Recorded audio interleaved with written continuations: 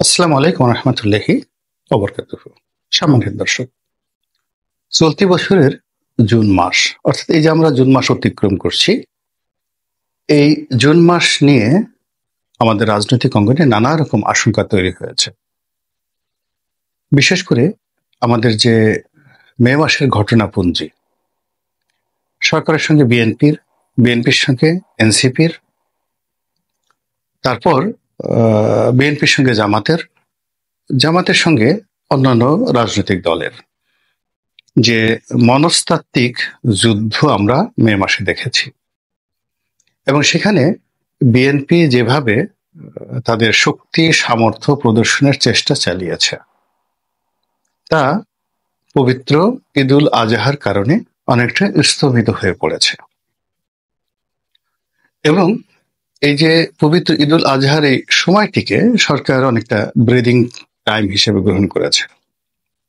বাংলাদেশের ইতিহাসে প্রথম টানা 10 দিনের উপরে সরকারি ছুটি, অফিস আদালত বন্ধ, কাজ নাই কর্ম নাই, যে যার মতো মানে তাদের যাকে বলা হয় সময় পার করার চেষ্টা করছে। পুরো রাষ্ট্র যখন অর্থনৈতিক সংকটে দিশেহারা, এবং আমাদের অর্থনৈতিক সংকটটা যখন একেবারে তৃণমূল পর্যায়ে পৌঁছে গেছে, এবছর কোরবানির যে পশুর চামড়া বিক্রি ক্রয়, কোরবানির পশুর হাট এবং সেই পশুর হাটের ক্রেতা বিক্রেতা ইজারাদার, এবং যারা কোরবানি দিয়েছেন তারা সহ এই বছর যারা হজে গিয়েছেন, যে হৃদয় বিদারক দৃশ্য বিভিন্ন জায়গাতে হয়েছে এবং প্রতিনিয়ত হচ্ছে অভাবের কারণে, অর্থনৈতিক সংকটের কারণে। এরকম অবস্থা আমাদের এই বাংলাদেশে ইতিপূর্বে কখনো ঘটেনি। আর এরকম ঘটনা যখন ঘটছে, অর্থাৎ একদিকে কান্না, আবার অন্যদিকে মহল বিশেষের আনন্দ এবং উল্লাস। যাদের হাতে টাকা আছে তারা এই সময়টিকে নিজেদের জন্য স্বর্গরাজ্য বানানোর চেষ্টায় তারা ব্যস্ত। আমরা সেই যে বেগম পাড়ার কথা শুনেছিলাম, সেই বেগম পাড়া ফুলে ফেপে আওয়ামী লীগ জমানাতে রীতিমতো বটবৃক্ষে পরিণত হয়েছিল। আর এখন সেই বেগম পাড়ার যে বিস্তৃতি, এটি এখন সুন্দরবন ছাড়িয়ে আমাজনের জঙ্গলে পরিণত হয়েছে।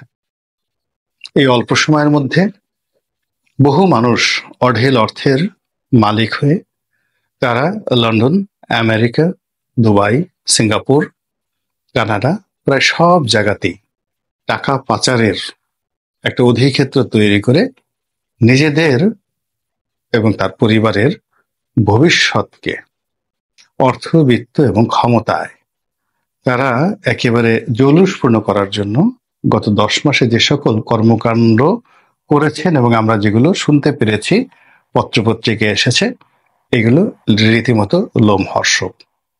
এরকম যখন একটা কন্ট্রাস্ট চলছে, ঠিক সেই সময়টাতে ডক্টর মোহাম্মদ ইউনূস শুধু পুরস্কার নিয়েই যাচ্ছেন, দেশের বাইরে চলেই যাচ্ছেন, এবং যেখানে যাচ্ছেন সেখানে একেবারে গোটা দুয়েক না হলে তো একটা অন্তত পক্ষে ডক্টরেট ডিগ্রি তার চাই, এবং ইংরেজিতে তার একটা ভাষণ দিতেই হবে কোনো বিশ্ববিদ্যালয়ে, সভা সমিতি বা সেমিনারে। এরপরে বিদেশিদের সঙ্গে তার ছবি তুলতে হবে।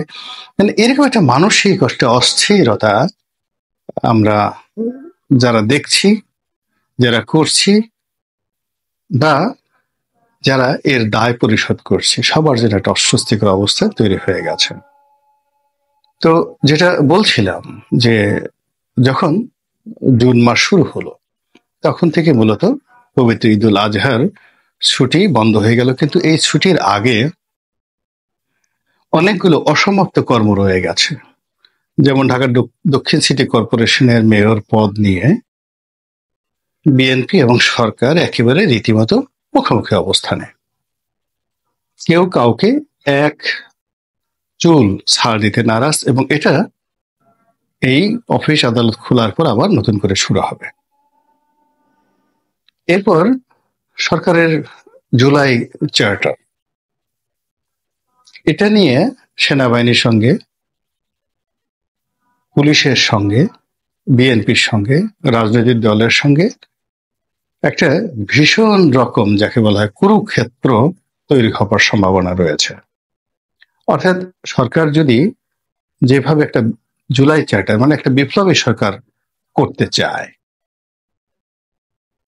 এবং সেই বিপ্লবী সরকার করতে গিয়ে ডক্টর মোহাম্মদ ইউনূসকে আরো ক্ষমতাধর, তাকে রাষ্ট্রপতি হিসেবে নিয়োগ দান থেকে শুরু করে আরো যা কিছু করা হোক না কেন জুলাই চার্টারের অধীনে, তখন সেই বিপ্লবী সরকারের সঙ্গে এখন যেভাবে বিএনপি মোলাকাত করছেন বা বিএনপি যেভাবে তাদের সঙ্গে কথাবার্তা বলছেন, এটি বিপ্লবী সরকারের সঙ্গে একেবারেই সম্ভব হবে না। এটা মোর দেন মার্শাল ল, তার চেয়েও বড় কিছু হয়ে যাবে। ফলে এখন অনেকের যে আকুতি, অনেকের থ্রেট বা ক্ষমতার যে বিকেন্দ্রীকরণ, বিভিন্ন জায়গা থেকে ক্ষমতা যে এখন পরিচালিত হচ্ছে, ওটা বিপ্লবী সরকার হলে থাকবে না।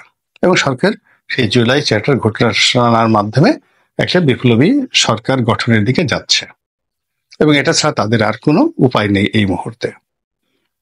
অন্যদিকে নির্বাচনে তিনটি সম্ভাবনা এবং তিনটি আতঙ্ক, এবং একটি যাকে বলা হয় ত্রিমুখী সংঘর্ষ ধেয়ে আসছে, যেটি জুন মাসে শুরু হবে, জুলাই আগস্টে গিয়ে এটি একেবারে চূড়ান্ত রূপ ধারণ করবে। শোনা যাচ্ছে যে সরকার প্রথম থেকে যেটা চাচ্ছে, যে সরকার একটি নির্বাচন করতে চাচ্ছে, স্থানীয় সরকার নির্বাচন জাতীয় নির্বাচনের আগে। This is the first problem. BNP সর্বশক্তি দিয়ে তারা চাচ্ছে যে জাতীয় নির্বাচনের আগে কোনো স্থানীয় সরকার নির্বাচন হবে না।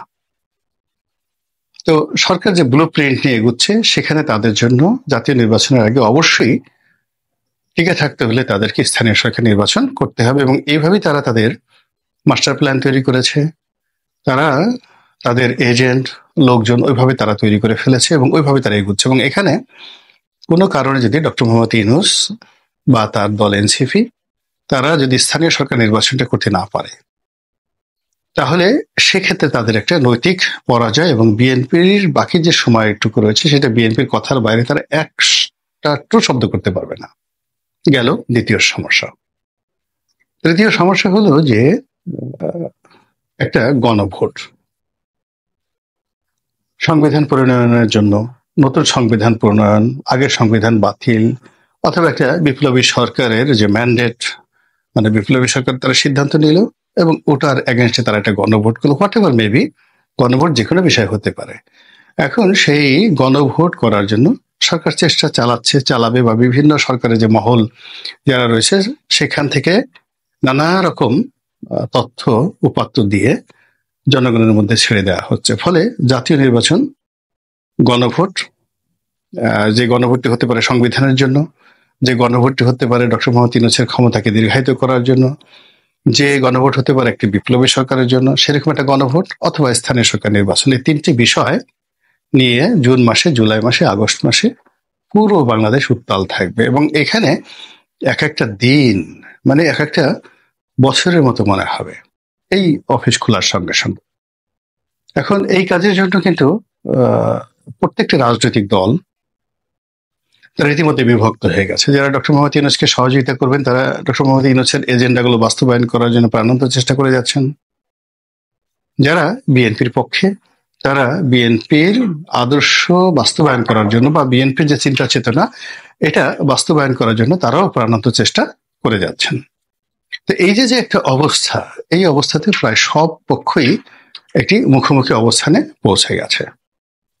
এবং সেই যে মুখোমুখি অবস্থান, সেই মুখোমুখি অবস্থানটি যদি বিদ্রোহে চলে যায়, বিপ্লবে চলে যায়, এবং তার সঙ্গে দেশি এবং বিদেশি যে বিভিন্ন পক্ষ তারা যুক্ত হয়ে যায়, তাহলে যে সর্বনাশ আমাদেরকে গ্রাস করবে, সেই সর্বনাশের কবল থেকে আমরা আগামী 10 বছরও বেরোতে পারবো না। এবং সেগুলো আলটিমেটলি শুরু হয়ে গেছে সব দিক থেকে। এবং আপনি দেখবেন যে সবাই চূড়াগুপ্ত হাসি দিচ্ছে। আমাদের সেনাবাহিনী প্রধান তিনি অপ্রত্যাশিতভাবে রাষ্ট্রীয় প্রোটোকল রক্ষার কথা বলে বা সম্পর্ক স্থাপনের কথা বলে বা জাস্ট কার্টিসি ভিজিটে তিনি প্রধান উপদেষ্টার সঙ্গে দেখা করলেন, এটা অপ্রত্যাশিত ছিল। আবার একই সঙ্গে তিনি রাষ্ট্রপতির সঙ্গে দেখা করলেন, যেটি ডক্টর মোহাম্মদ ইউনূসের জন্য একেবারে একটা যাকে বলা হয় বিব্রতকর পরিবেশ পরিস্থিতি। ওদিকে বহুদিন পর সেনাপ্রধানকে রাষ্ট্রপতি শাহাবুদ্দিন চুপ্পু পেয়ে মানে একেবারে মনে হয় যেন ত্রাণকর্তাকে যেভাবে পেলে মানুষ দুই হাত দিয়ে চেপে ধরে, ঠিক ওইভাবে তিনি সেনাপ্রধান জনাব ওয়াকারুজ্জামানের দুই হাতকে তিনি চেপে ধরেছেন। পুলিশ একেবারে নীরব। অন্যদিকে সেনাবাহিনী অধিকতর তৎপর অতীতের যে কোনো সময় আসছে। এই ঈদকে নির্বিঘ্ন করার জন্য তারা যেভাবে ক্ষমতার এক্সারসাইজ দেখিয়েছে, বেদম প্রহার করেছে, আইন শৃঙ্খলা রক্ষা করার জন্য কঠোর হয়েছে, তার সঙ্গে সঙ্গে সারা দেশে তারা ব্যাপক তল্লাশি চালিয়েছে। এবং আশ্চর্যজনক ব্যাপার হলো যে তারা সেই একজন সমন্বয়কের বাড়ি থেকে তারা একটি স্নাইপার রাইফেল তারা উদ্ধার করেছে। তো এটি একটা অ্যালার্মিং যে কিছু একটা হচ্ছে, কাউকে ফাঁসানোর চেষ্টা করা হচ্ছে, কাউকে টার্গেট করে এগোনোর চেষ্টা করা হচ্ছে বিভিন্ন মহল থেকে। ডক্টর মোহাম্মদ ইউনূস ঘোরাফেরা করছেন এখানে বন্দর নিয়ে, করিডোর নিয়ে, তারপরে শেষে বন্দর, করিডোর, এই সমস্ত বিষয় নিয়ে ডক্টর মোহাম্মদ ইউনূস এক চুল ছাড় দিতে এখন পর্যন্ত তিনি রাজি নন। ফলে আসলে আমরা কি করছি, কি হচ্ছে, এই জুন মাসে কি হবে, এগুলো নিয়ে সরকারের গোয়েন্দা বিভাগ নিঃসন্দেহে তৎপর আছে এবং তারা তো অবশ্যই ডক্টর মোহাম্মদ ইউনূসকে জানাচ্ছেন যেটি তাদের জানানো দরকার। এবং একই সঙ্গে কাউন্টার ইন্টেলিজেন্সও আছে, কিন্তু অনেক বিদেশি গোয়েন্দা সংস্থা বাংলাদেশের বিষয় নিয়ে কিন্তু কাজ করছে। এবং আপনারা জানেন যে শেখ হাসিনার পতনের ঠিক 6 মাস আগের থেকে দেশি বিদেশি গোয়েন্দা সংস্থা কিন্তু কনফার্ম হয়ে গিয়েছিল যে শেখ হাসিনা চলে যাচ্ছে, কিন্তু যারা ক্ষমতাধর তারা সেই জিনিসগুলো কাউন্ট করেননি কিংবা আমরা ওই জিনিসগুলো জানি না। কিন্তু এখন আমাদের রাষ্ট্রের অভ্যন্তরে যে সকল ক্ষত দেখা দিয়েছে সেই ক্ষতগুলো কিন্তু যারা রাষ্ট্রের প্রহরায় নিয়োজিত, সেটা সেনাবাহিনী বলেন, পুলিশ বাহিনী বলেন, অন্য যারা বলেন, সবাই এই ক্ষতগুলো সম্পর্কে ওয়াকিবহাল। এবং তাদের সে সকল প্রতিবেদনে তারা নিজেরা যেভাবে প্রতিবেদন তৈরি করছেন তার সঙ্গে সঙ্গে সংশ্লিষ্ট দপ্তরে, সরকারে এবং অনেক বেসরকারি যাদের সাথে সম্পর্ক ভালো আছে, রাজনৈতিক দলের কাছে, বেসরকারি প্রতিষ্ঠানের কাছেও কিন্তু এ সকল গোয়েন্দা প্রতিবেদন চলে যাচ্ছে, যেগুলো জুনকে কেন্দ্র করে শুরু হবে, জুলাইতে একেবারে উত্তাল হয়ে পড়বে, আর আগস্টে গিয়ে একটা চূড়ান্ত পরিণতির দিকে বা শেভের দিকে আসবে। আল্লাহ আমাদেরকে হেফাজত করুন, রক্ষা করুন এবং দয়া করুন। আসসালামু আলাইকুম রহমতুল্লাহি ওয়া বারাকাতুহু।